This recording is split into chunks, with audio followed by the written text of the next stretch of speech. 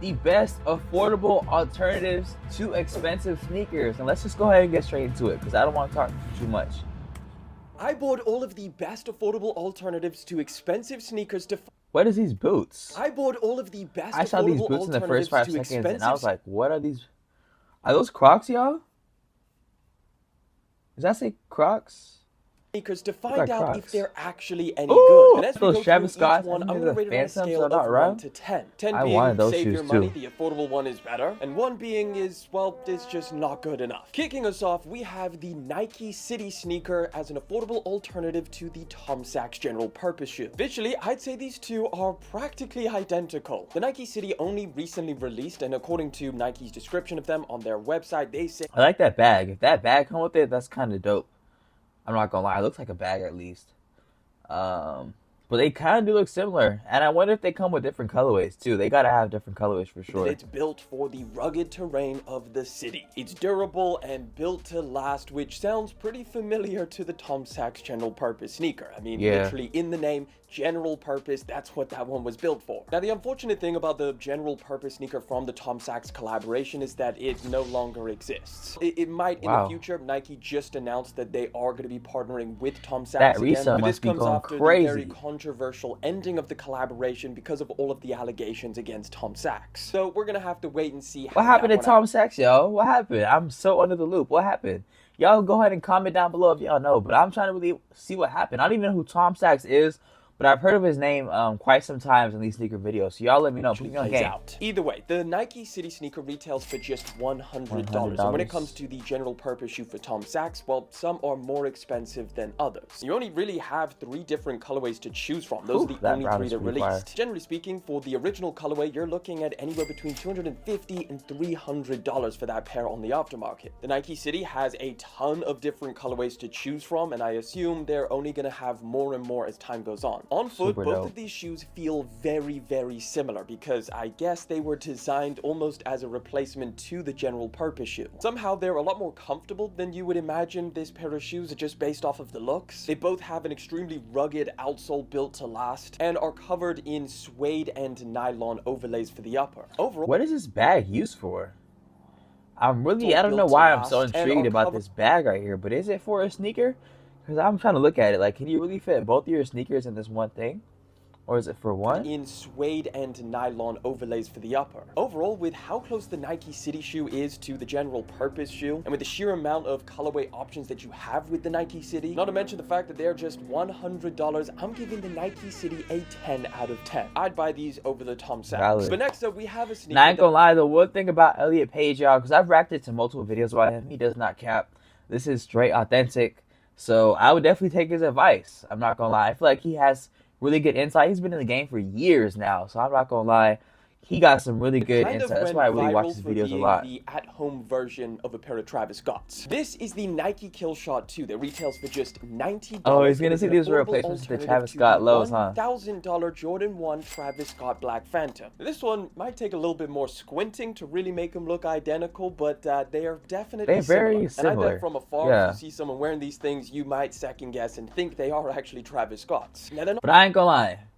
Them Travis Scotts is different. You got the large swoosh on them.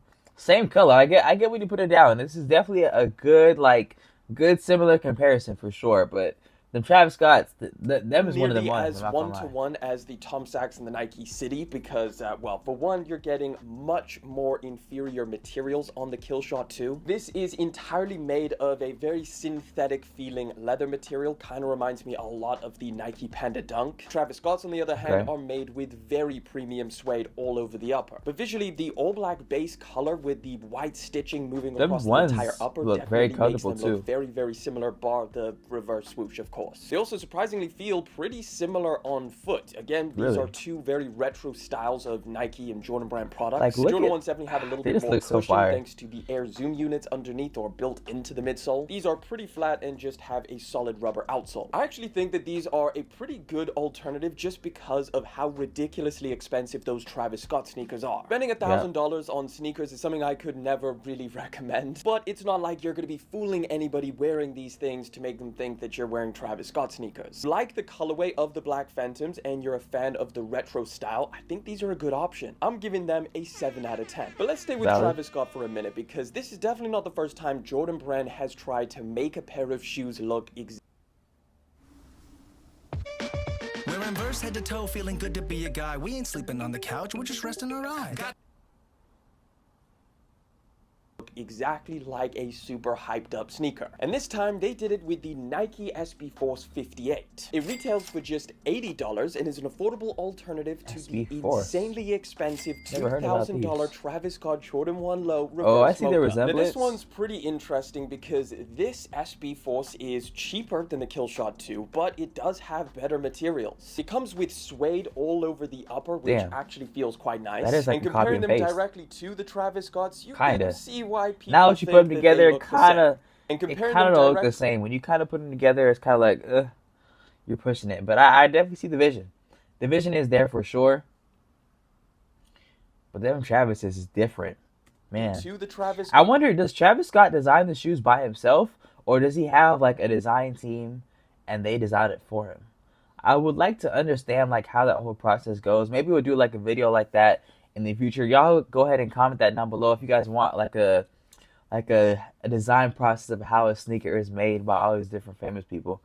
But yeah, I feel like that would be a very dope video to react to. I feel like that would be super dope. You can see why people think that they look the same. They both have sail or off-white overlays mixed with that contrasting brown color. The Travis Scotts are slightly lighter in both the brown color and the sail color. It's almost a white. Now, you've also got a mini red Nike swoosh, which I really like, and that also matches all of the accent colors that come with the Travis Scott. That shoe on the left definitely looks like more expensive than it is, logo for sure. around the back. On foot, they're actually pretty different, considering that this is an SB, meaning skateboarding, so they have a lot more padding around the ankle area and the tongue. It's just a little bit more puffy, so they do feel pretty comfortable. I wouldn't necessarily say more comfortable than the Jordan 1s, but pretty similar. Now again, spending $2,000 on a pair of shoes is a pretty crazy thing to do. But these do have more differences to the expensive versions than the Killshot and the Phantoms did. So if you like the unique colors of the reverse mochas and want something pretty similar, I'll give these a 6 out of 10. Now let's take a quick break from Nike and Jordan and move over to something pretty unique from Adidas. This is the Adidas XLG Runner as an affordable alternative to the $1,000 Balenciaga 3XL sneaker. I was thinking more of the track runner, but this goes too. The too. XLG Runner from Adidas is actually a little bit harder to find. They released out in Asia a while ago, earlier this year, but haven't had a full global release yet. The design is based off of this Climacool 3.0 shoe. As you can see, it shares a very similar midsole and overall design, and as the name implies, XLG is for extra large, so they just beefed it up a ton. And the XLG range from Adidas is something they've been doing for a while now. They have it on Sambas and Superstars and a lot of other heritage models. But looking at the Adidas sneaker and the Balenciaga side by side, there's nothing you can tell me to make me believe that Adidas is not trying to rip off Balenciaga here. It's like right after Adidas did the collaboration with Balenciaga, they brought home some notes to their place and started picking up some of them Balenciaga No cap. The XLG Runner, we gotta make the most of the opportunity. Has that comically large design. It's got the distressing or the I rock with the white. I don't know about the black. It even has the laces wrapping underneath the shoe, which is something that Balenciaga does on the 3XL. Either way, like I said, the XLG Runner. Hey, but you know what they say though? When it comes to these business ideas, you really don't got to think too out of the box. Really, all you got to do is take something, take inspiration from it that's already working, use it in your own product, make it in your own way, and then boom. That's really all you got to do. Like, you don't really have to reinvent the wheel. So, I mean, Adidas is showing us right in front of our faces that it really works. In which case, you can buy them directly from Adidas. They retail for roughly $120. But for right now, if you're not in Asia, you're going to be looking towards different resale platforms like Sneaker Dunk and Kicks Crew for about $200. As far as an affordable alternative, it's actually pretty solid because it's not like they're trying to replicate one-to-one what Balenciaga did, but it definitely has that Balenciaga look. I'm giving it a 7 out of 10. Next up, we have I'll give that like an 8, no cap. It's the Crocs Hydra boot as an affordable alternative. These is very, very, very interesting. I have never seen these boots before. I've never seen nobody wear them. What could these be compared to as an expensive pair? Maybe those big old red boots, but these don't look the same. The yellow ones, I don't think these look the same. I guess you guys see. Balenciaga $1,000 Crocs. Balenciaga had a collab with Crocs? So this is like the same thing Adidas did in the last one. They literally just took an exact copy and paste of what already worked for a very luxurious brand and put it on their own platform. Now, granted, this is a pretty niche pair of shoes, but the Balenciaga Crocs did get pretty popular a couple years ago for the sheer amount of celebrities that were wearing them, mainly Kanye West. Who Damn, I was couldn't not take those things on. off. The I Crocs was not Hydra on boot, on the other the hand, wave. is still made by Crocs and retails These for are crazy. just I'm not gonna lie. $100, or I paid $90. This is one of those like illegal, not illegal fashion items, but like this is one of those like illegal sneaker items that only I feel like a few amount of people can actually rock this. Because I wouldn't even know where to start off with this fit, but I guess I can really put something together. These are still a little bit hard to find. I They're just gotta have brand them in new, so they person. haven't really released globally yet. But this is a really interesting one because Crocs was involved in the design of both the Balenciagas and their own one. It seems like Crocs releasing the... Like, what is that handhold for? Like, are we using this to... What? Are we holding the sneakers while we're traveling? Like, what is that? Now that is definitely them trying to bring...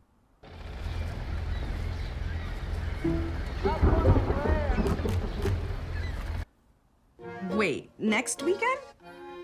Man, 2 Let's Go Bro ads is crazy. IKEA. Plans take you by surprise? Shop online and choose delivery or pickup options at IKEA-US.com. to bring something to the market which people can actually afford as an alternative to the Balenciagas. They feel very, very similar on foot. When I had the Balenciaga boots, they have that soft upper, which is very movable, so they're kind of comfortable for what they are. Both of them are made out of 100% rubber and foam in the midsole, so it's not like you're getting more premium materials with the Balenciagas or anything. They're identical. They both have the tall, stacked midsole. The Hydra boot, on the other hand, comes with a handle, which I have no idea why. I don't know. Maybe it's for chugging or something like that, but they got that. The Balenciagas don't. Oh, for chugging? People chugging out of boots these days? Man, I would not surprised. Portable alternative to those Balenciagas. This style of shoe is definitely a trend that if it's not already over now, it probably will be. And as the trend dies, you would much rather regret a purchase of a $90, $100 pair of shoes rather than a $1,000 pair of Balenciagas. Either way, I'm definitely giving these a 10 out of 10. Don't buy the Balencis, buy these. Next up, we got an affordable alternative made by the exact same brand. It's the $150 Jordan 4 RM as an affordable alternative to the $215 pair of Jordan 4s. The RM was only recently released this year with a Nigel Sylvester collaboration. This is the anthracite colorway. These just fly. The only thing I gotta say about the RMs is just like it doesn't really give you that same feeling as a traditional Jordan 4.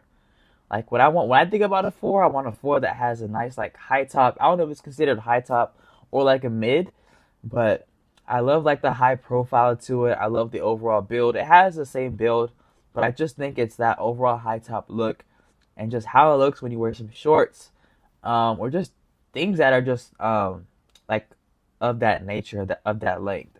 Because I feel like if you wear the RMs with some shorts, they don't really look like 4s. They kind of look like a really low profile shoe, like maybe a Dunk or something of the sort. But I get what he's putting down. A ton of different GR colorways to choose from, and one of the most interesting things about this pair of shoes is the colorways that Jordan Brand is deciding to put on them. They're taking a lot of these hyped up colorways that exist on regular Jordan 4s and then throwing them on the RMs. We've got the Black Cat 4s, and we're going to be getting the Pine Green 4s. And I'm sure we'll get a bunch more in the near future. Now, the issue with this alternative is the fact that you can't really replace a pair of Jordan 4s. That's what I'm saying. Such an iconic model, and at the end of the day, a lot of people are not buying a pair of Jordan 4s just because of the shoe itself. They're buying into the history and all of the cultural moments that pair of shoes had. Especially some of the retro colorways that Michael Jordan actually wore, like the Breads or the White Cements. Those just cannot be easily replaced. They're part of people's...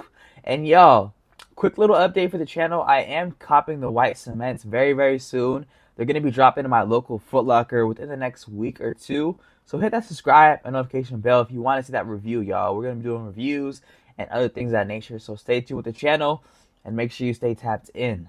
childhood memories from growing up School and update. seeing Hopefully people we wear those still- shoes. still But on the other recording. hand, if you do look at them as just like straight up shoe for shoe, well, they do have a lot of similarities. Both share the exact same midsole and a lot of the paneling on the upper. The RMs are actually, in my opinion, a lot more comfortable, especially because of all of the padding that they've beefed up around the ankle area. The lower cut design also Really? adds to that. And the Jordan I do 4s like are how they're doing the extra colorways similar, though. $65, but of course a very that's good if idea. you can actually get them for retail. Most of them are a lot more expensive because they're all sold out and reselling. So overall, I do think this is a really solid, affordable alternative to the Jordan 4s. But considering that the history and the storytelling behind the Jordan 4s is just so powerful, I'm gonna give it a 5 out of 10. Next, we have the Jordan 1 Mocha as an affordable alternative to the Jordan 1 Mocha High. Now this one is such a no-brainer, I thought it kind of goes without saying, but I definitely wanted to add it in nevertheless. You How can much pick is up the a pair highs? of Jordan 1 Low Mochas for retail or maybe just slightly above. And the highs, on the other hand, are a lot more expensive.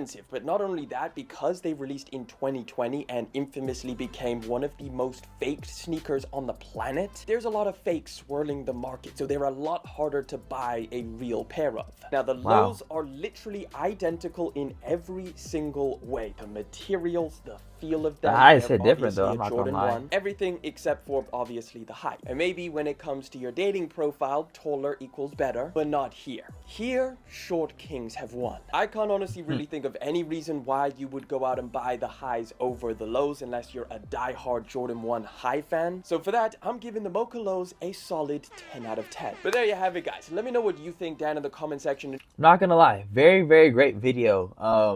I feel like there were no like crazy reaches where it felt like the affordable alternative didn't even look the same as the expensive sneaker, so I can't lie. Props to Elliot Page for this one. He makes some very good videos again.